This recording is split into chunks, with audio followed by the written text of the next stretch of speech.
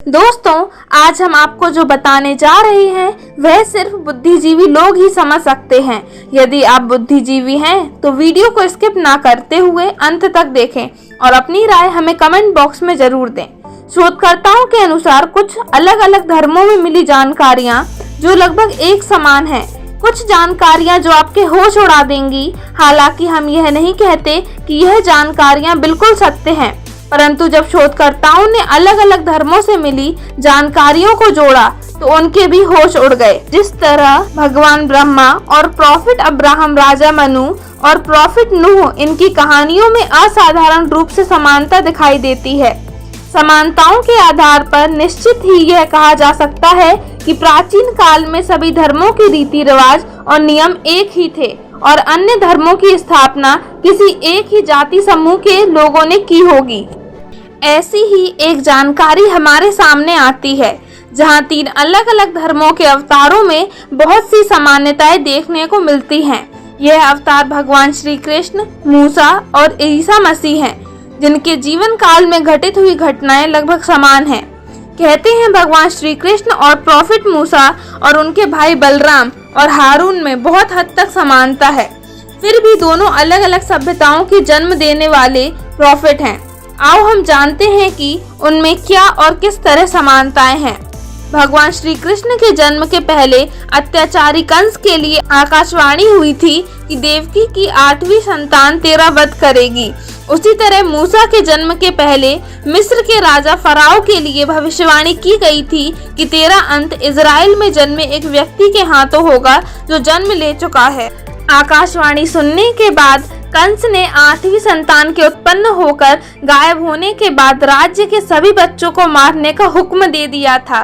ठीक उसी तरह मिस्र के राजा ने भी राज्य के सभी बच्चों को मारने का हुक्म दे दिया था जो 1 वर्ष से कम उम्र के थे।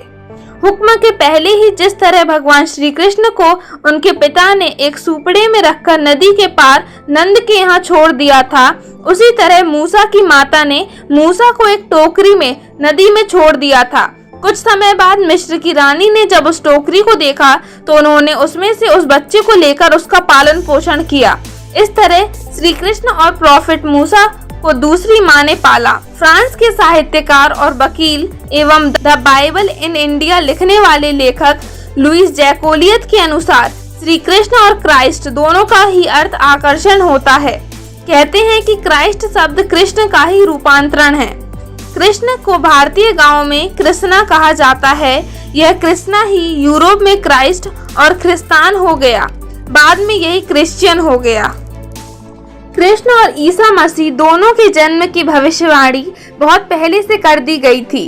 कृष्ण विष्णु के अवतार थे तो ईसा मसीह यहोवा के अवतार माने जाते हैं। कृष्ण कुरूस, अभीरा और यादव के प्रतीक रूप थे तो ईसा मसीह कोरेश, हिब्रू और यहूदी के प्रतीक रूप थे। कृष्ण का पहला नाम वासु था और ईसा मसीह का पहला नाम येशु था। कृष्ण और ईसा मसीह दोनों के ही जन्म की उत्पत्ति अलग ही थी। कहते हैं कि उन्होंने किसी गर्भ से जन्म नहीं लिया था। दोनों का ही जन्म रात के अंधेरे में हुआ, एक का जेल में तो दूसरे का घुड़साल में। दोनों को ही अपने वास्तविक पिता से दूर रहना पड़ा, लेकिन जिस तरह कृष्ण को रक्षक के रूप में नंद मिले, उसी तरह ईसा मसीह को जोसेफ मिले। दोनों जब शिशु थे तब उन पर राक्षस ने प्रहार किया था और उन्हें मारने का प्रयास किया था, लेकिन दोनों ही बच गए। अपने शिशु की रक्षा करने के लिए नंद को गोकुल छोड़कर वृंदावन जाना पड़ा था। दूसरी ओर जोसेफ को भी ऐसा ही करना पड़ा था। कृष्ण ने द्रौपदी के पात्र में चावल का एक दाना डालकर हजारों साधुओं को भोजन करा दिया था। उसी तरह ईसा ने टोकरी में रोटी के टुकड़े रखकर कई लोगों को भोजन करा दिया था।